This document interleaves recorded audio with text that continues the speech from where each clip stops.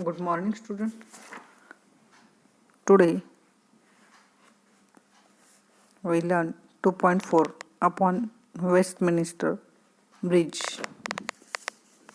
See the page number 82. See the introduction. William Wordsworth, born on April 7, 1770, was a major English romantic poet who was an honored poet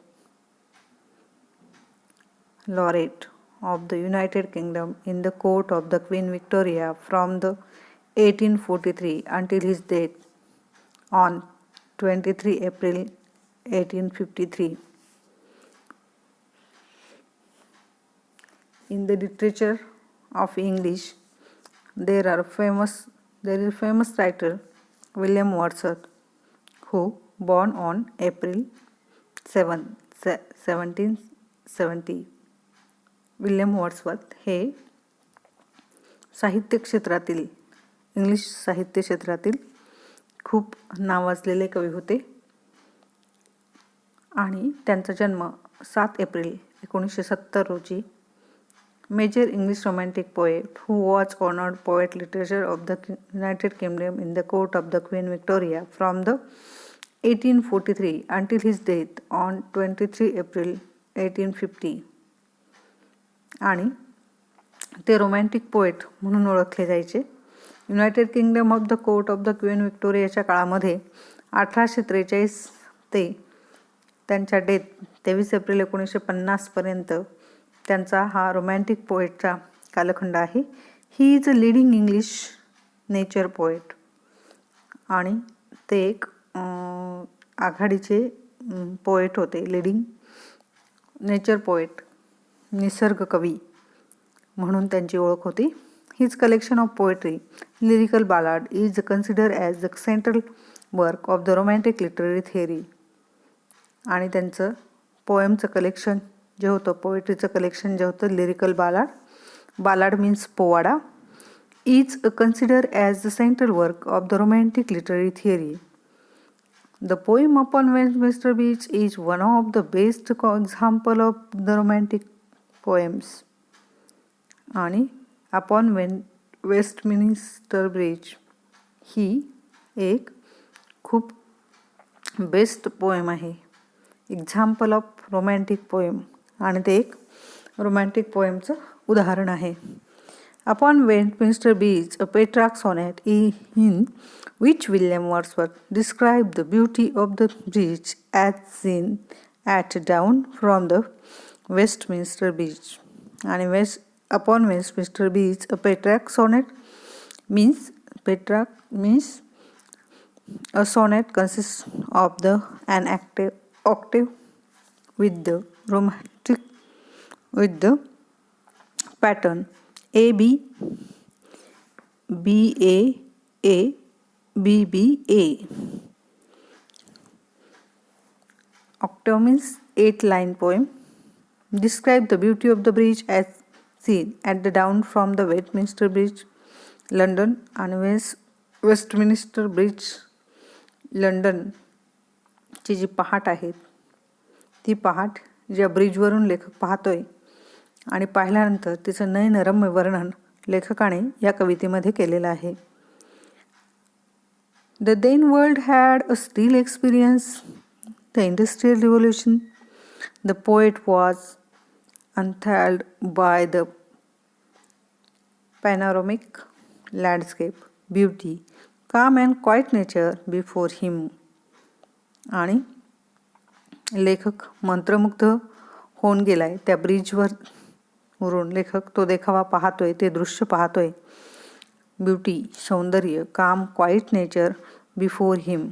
आणि त्याच्या समोरचं जे काही nature आहे ते भल्या पहाटे लेखक त्या ब्रिजवरून पाहतोय. This poem was the first publish in the collection of poem in 2 volume in 1807. ही जी कविता आहे ती फर्स्ट पब्लिश झाली collection of poem in 2 volume. 2 आवृत्त्या त्याच्या निघाल्या इन 1807 मध्ये ही पोएम पब्लिश झाली आणि तिच्या 2 आवृत्त्या निघाल्या. Collection of poem. See the poem upon Westminster Bridge. Earth has not anything to show more fair. Dull would be of soul who could pass by. A sight of the touching is the majesty. The city now doth like a garment wear. The beauty of the morning silent bear. Ships, towers, domes, theatres, and temples lie upon unto the fields and to the sky. All bright and the glitter in the smokeless air. Never did sun more beautiful sleep. In his first splendor, valley, rock, or hill, never saw I, never felt a calm to sleep. The river glid at his own sweet will. Dear God, the very houses seem asleep, and all that majesty heart is laying still. See the first line. Earth has not anything to show more fair. We gather that the poet William Wordsworth was traveling over the Westminster Bridge early one morning when he stopped to admire the view before him. कवी William Wordsworth भल्या पहाटे Westminster ब्रिजवरून प्रवास करीत असताना समोरचे दृश्य पाहून स्तिमित होऊ लागतात, मंत्रमुग्ध होतात आणि त्या देखाव्याने प्रेरित होऊन लिहिलेल्या अपॉन वेस्टमिन्स्टर ब्रिज या कवितेत त्या पुलाच्या सौंदर्याचं वर्णन करताना ते म्हणतात, dull would he be of soul who could pass by, a sight so touching in its majesty. पृथ्वीवर यापेक्षा सुंदर देखावा कुठे असू शकत नाही. A sight so touching in this majesty. This city now doth like a garment wear. The beauty of the morning silent bear.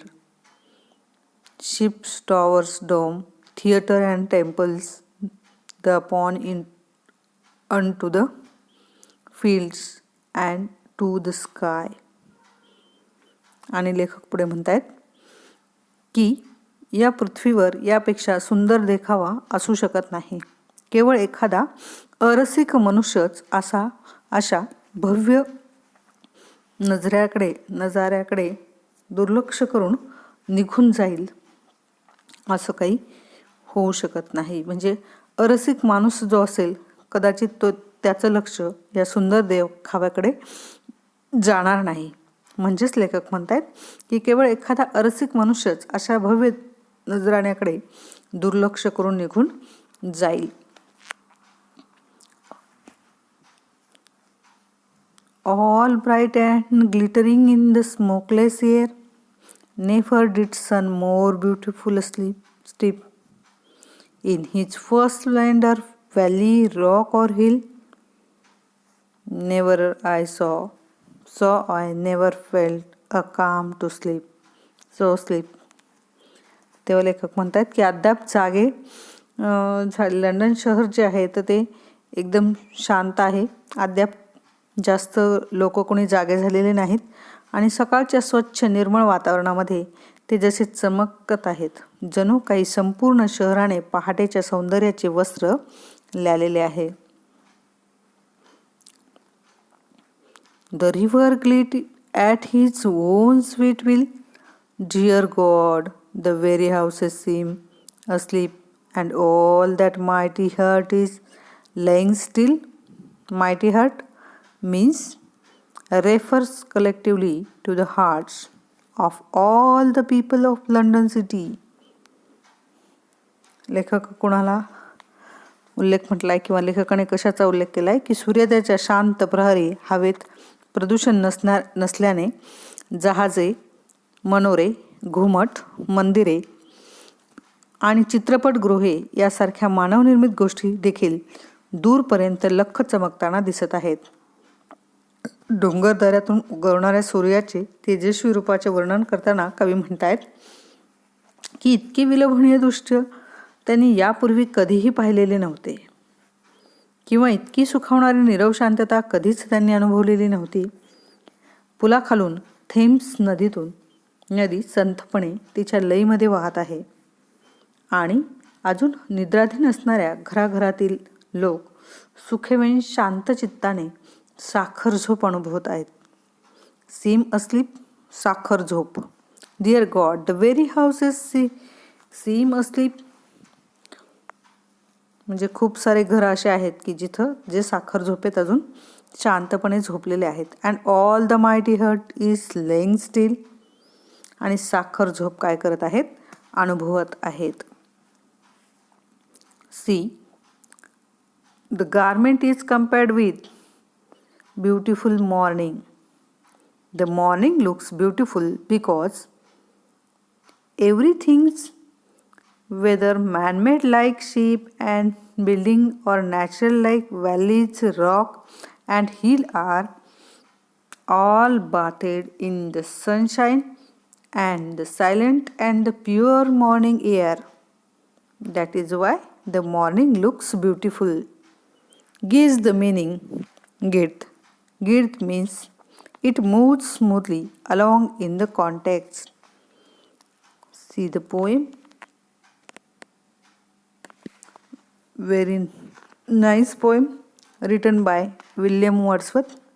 In this poem, the poet tells about how the river Thames gilt on slowly under the bridge. The people in their houses are asleep yet, and collectively their hearts rest quiet. The river Thames gilt on slowly under the bridge. The people in their houses are asleep yet, and collectively their hearts rest quiet. म्हणून पुलाखालून Thames नदी संथपणे वाहते, तिच्या लयीत वाहते आहे आणि अजूनही निद्राधीन असणाऱ्या घराघरातील लोक सुखावेन शांत चित्ताने साखर भोग अनुभवत आहेत. असं सुंदर वर्णन त्या ब्रिजचं कवीने केलेलं आहे. कवी म्हणतात की अरसिक माणूसच फक्त इकडं अरसिक माणसाची रजरच या ब्रिजवरून असं जाऊ शकत नाही, पण रसिक माणसं जे असतील तर ते हे विलोभनीय दृश्य जे आहे तर ते पाहिल्याशिवाय राहणार नाही, किंवा त्याचा आनंद घेतल्याशिवाय राहणार नाही, आस्वाद घेतल्याशिवाय राहणार नाहीत. आणि विल्यम वर्ड्सवर्थ यांच्या मते की असे पहाटचे दृश्य जे आहे, म्हणजे शहरामध्ये बघा सकाळी सकाळी वाहनं नसतात, वर्दळ नसते आणि त्याच्यामुळे पोल्युशन नसतं, प्रदूषण नसतं. तसं लेखकाचं म्हणणं आहे की सकाळी सकाळी प्रदूषण कुठलंही नाही आहे, सूर्य नुकताच उगवून आलेला आहे आणि ते जे विलोभनीय दृश्य आहे तर ते लेखक त्या ब्रिजवरून पाहत आहेत. आणि लेखकाने खूप सुंदर वर्णन सूर्योदयाच्या शांत प्रहरी हवेत अजून प्रदूषण नसल्याने जहाजे म्हणा, मनोरे म्हणा, घुमट म्हणा, मंदिरे म्हणा किंवा चित्रपट गृह जे असतील, म्हणजे ह्या ज्या मॅनमेड थिंग्स आहेत तर त्या मॅनमेड थिंग दूरपर्यंत लख चमकताना दिसत आहेत. कारण का तर अद्याप कुठलीही वाहतूक सुरू झालेली नाही आणि कुठल्याही पद्धतीचा धूर हवेत मिसळलेला नाही आणि त्याच्यामुळे या ज्या गोष्टी आहेत मॅनमेड थिंग्स आहेत तर त्या कशा दिसत आहेत? लख दिसत आहेत, चकचकीत दिसत आहेत. आणि त्याचं वर्णन लेखकाने खूप सुंदर पद्धतीने केलेलं आहे. आणि डोंगरदऱ्यातून उगवणारा जो सूर्य आहे, never did sun more beautiful steep. आणि डोंगरदऱ्यातून उगवणारा जो सूर्य आहे तर त्याचे तेजस्वी रूप कवीने इथं वर्णन केले. आणि कवी म्हणतात की इतके विलोभनीय दृश्य त्यांनी यापूर्वी कधीही पाहिलेले नव्हते, किंवा इतकी नीरव शांतता त्यांनी कधीच अनुभवलेली नव्हती. The river glide at his own sweet will.